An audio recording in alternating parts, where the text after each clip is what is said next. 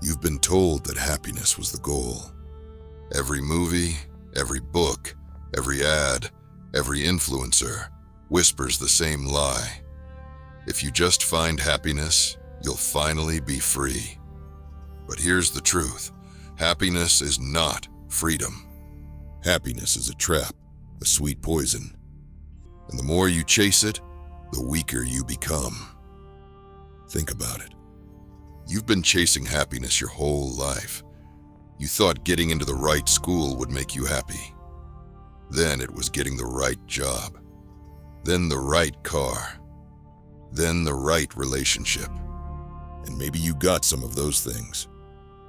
Maybe you felt the rush when you bought the car, kissed the girl, signed the contract.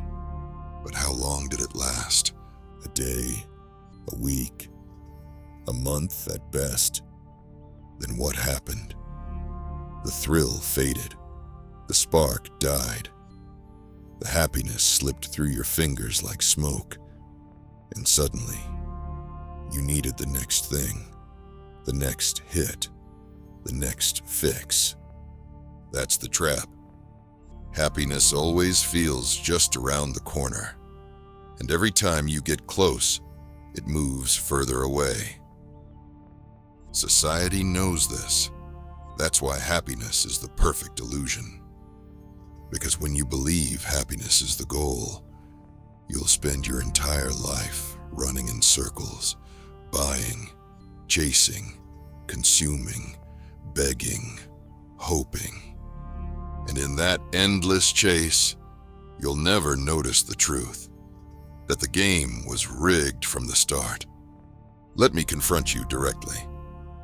How many times have you told yourself, I'll finally be happy when you get the promotion, when you make more money, when you find the one? But every time, the moment comes and then it passes, and you're back to the same restless hunger. Because happiness, as they've sold it to you, was never designed to be permanent. It was designed to keep you running. Running on the treadmill of consumption, running after approval, running from yourself. And here's the most brutal part. Deep down, you already know this. You know the new phone won't change your life. You know the next relationship won't heal the hole inside you. You know the money won't erase the emptiness. But you keep chasing anyway, because the illusion is sweet. Because the hope of happiness is intoxicating. Because admitting the truth feels unbearable. So you keep swallowing the poison, and society keeps feeding it to you. But here's what you don't see.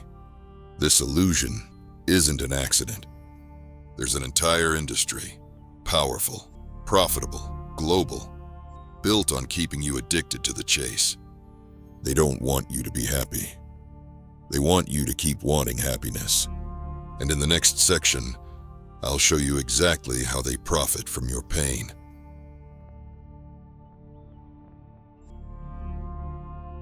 Here's the truth nobody wants you to know. Happiness is a business. It's not a philosophy. It's not a life goal. It's not even an emotion. It's a trillion-dollar industry built on keeping you dissatisfied, restless, and always chasing.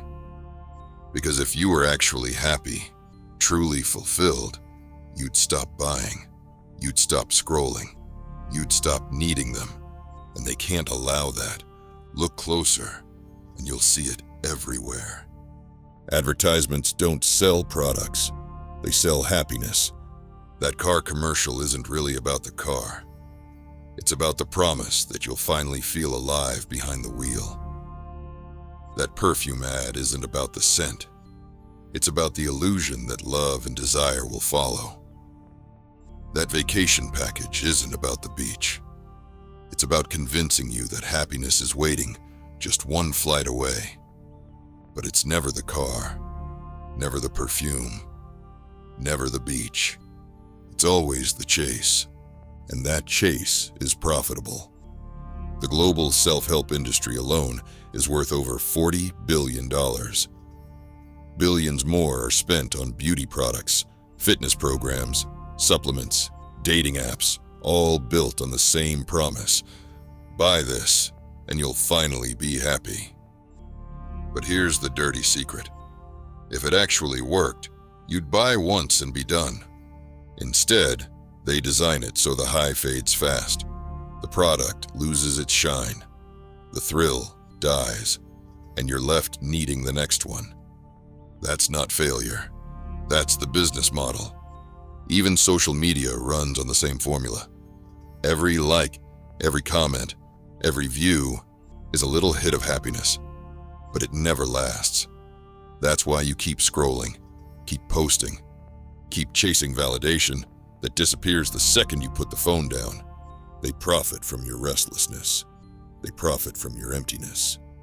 They profit from your pain. And here's where it gets darker. It's not just corporations. Governments benefit too. Because a population hooked on chasing happiness is easy to control. Distracted, obedient, too numbed by entertainment and dopamine to ever question the system. Bread and circuses. Rome used it 2,000 years ago to keep citizens docile. Today, it's Instagram and Netflix. Different tools, same strategy. And you, like almost everyone else, are caught in the middle. Every time you feel empty, the industry is ready with a new fix, a new course, a new product, a new distraction. And the more you consume, the less satisfied you feel. Because happiness isn't being sold to you. The illusion of happiness is. But here's the most brutal part. Even if you escape the marketing, even if you stop buying into the industry, you still can't escape the trap. Because your own brain is wired to betray you. Every high you chase eventually collapses. Every win fades. Every pleasure turns hollow. And in the next section, we'll uncover why, through the psychology of the hedonic treadmill, the cycle that guarantees happiness always slips away.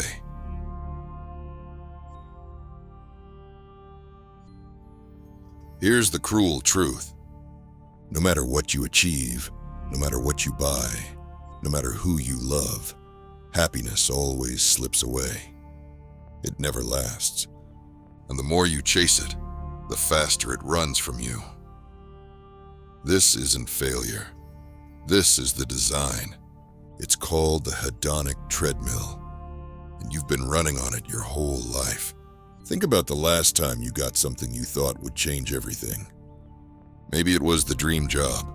You told yourself, once I get that position, I'll finally be happy.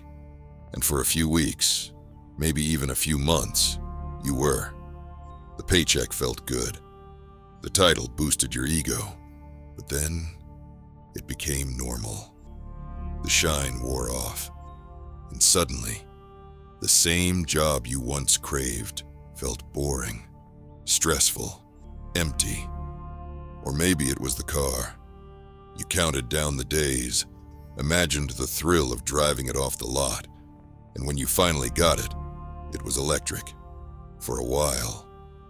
Until it became just another machine sitting in your driveway. Or maybe it was love. You thought she was the answer, the missing piece. The butterflies were overwhelming, the passion unstoppable.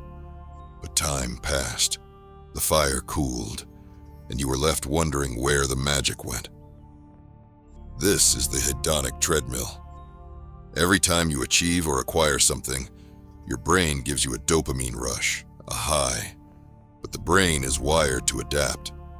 And soon, what once thrilled you becomes ordinary. The bar resets, and now you need something more. A new job, a faster car, a hotter relationship, and the cycle repeats. Schopenhauer warned about this 2 centuries ago. He said life is nothing more than a pendulum swinging between desire and boredom. We crave, we chase, we get, and then we grow restless again. Freud echoed the same truth.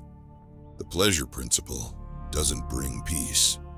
It only drives you into an endless loop of desire and disappointment. And modern psychology has proven it.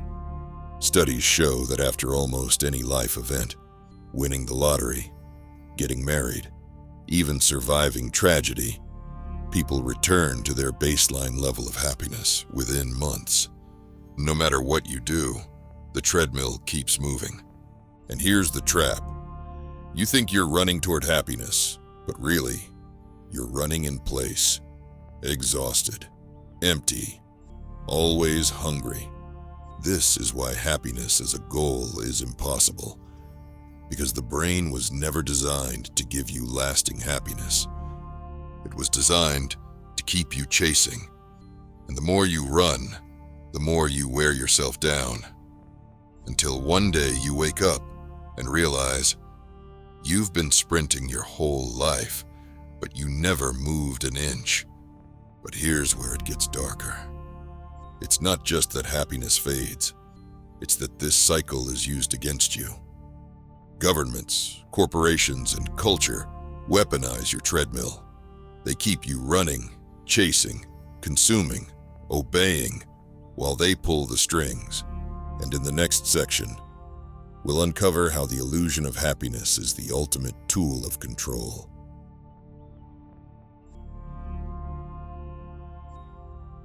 Here's the cruel ending to the happiness illusion.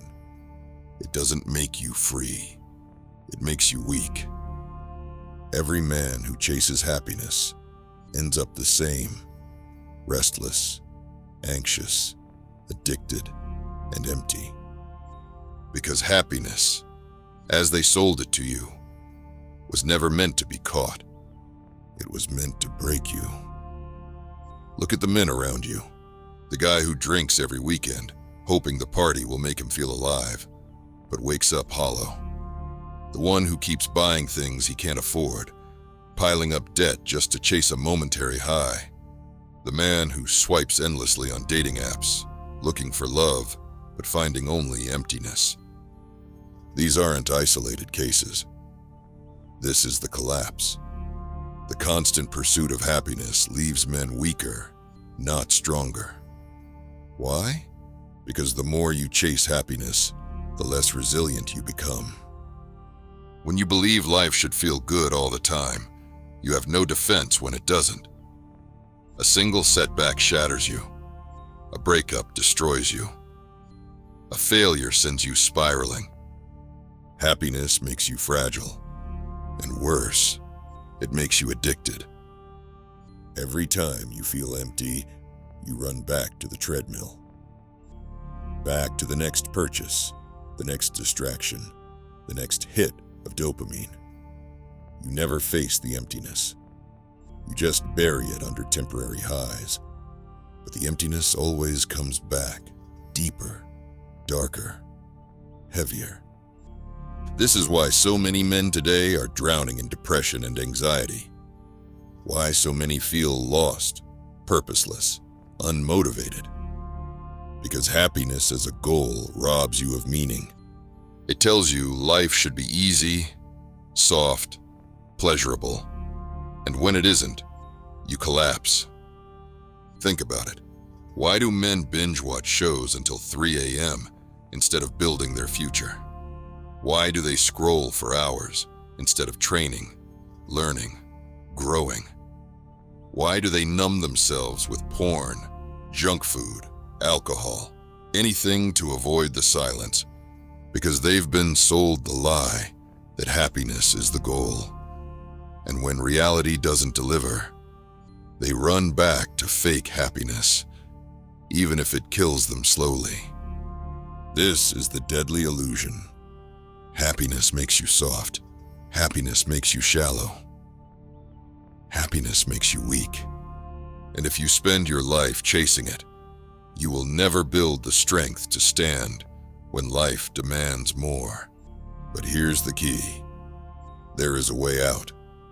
It begins the moment you stop worshiping happiness and start seeking something deeper, something stronger.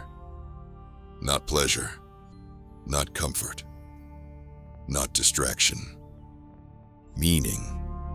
And in the next section, we'll uncover why meaning, not happiness, is the real path to strength, freedom, and fulfillment.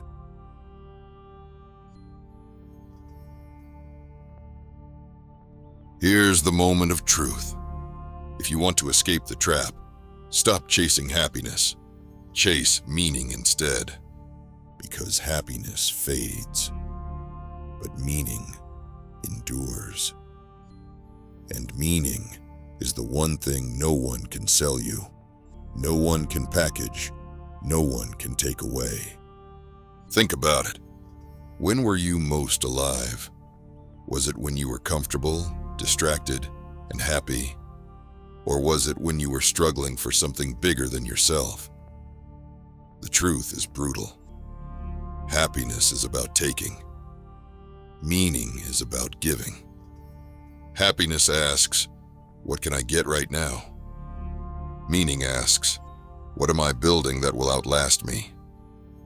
And here's the paradox. Men who chase happiness end up empty, but men who chase meaning often find joy along the way. Nietzsche put it simply, he who has a why to live can bear almost any how. That's the key. Meaning doesn't remove suffering, it transforms it. The father who wakes up at 5 a.m. to provide for his kids isn't happy in the shallow sense. He's tired, stressed, burdened, but he is fulfilled. The athlete grinding through pain and training isn't happy while pushing his body to the edge, but he is alive with purpose. The man building something great, a business, a movement, even just his own discipline, isn't happy when he fails, struggles, and fights through obstacles, but he is driven by a mission that gives every drop of blood and sweat meaning. This is why Viktor Frankl, a man who survived the Nazi concentration camps, wrote that life is never unbearable because of suffering alone, but only because of suffering without meaning. Happiness collapses in hardship. Meaning endures through it. And here's what makes meaning dangerous. No one can control you once you find it. The happiness industry thrives on keeping you restless, distracted, always needing more. But a man with meaning is unshakable. He doesn't need the next product, the next dopamine hit, the next illusion. He already has his why, and that makes him powerful. But meaning isn't just an idea, it's a way of life. And in the next section, we'll see what happens when a man breaks free from the happiness illusion, embraces meaning, and builds real strength. We'll uncover the vision of the new man, no longer numb, no longer weak, but alive with purpose.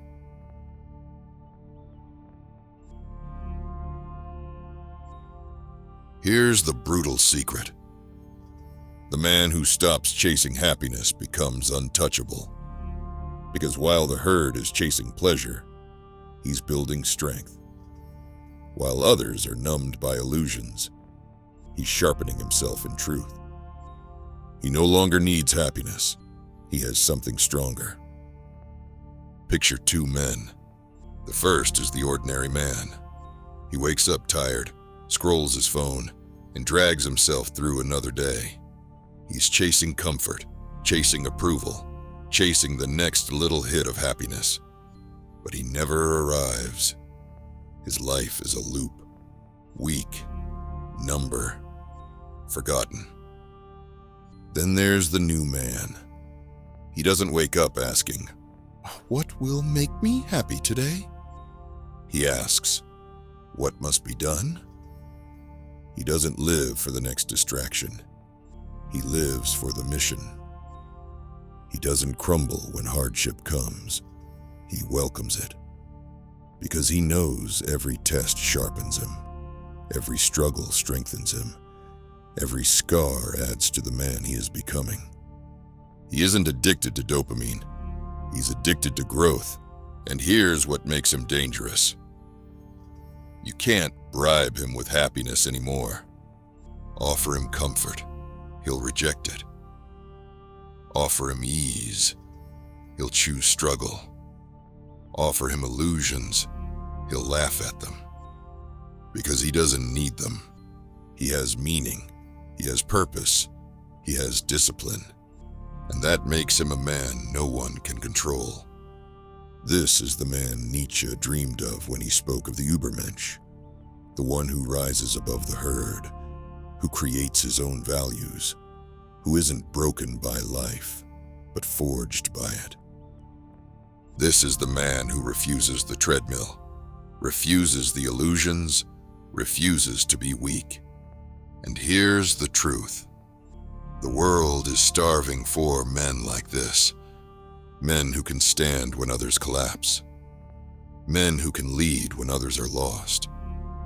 Men who can endure when others quit. The new man is not happy. He is alive. And that's worth more than all the shallow pleasures the world could ever offer. Like and subscribe for more videos.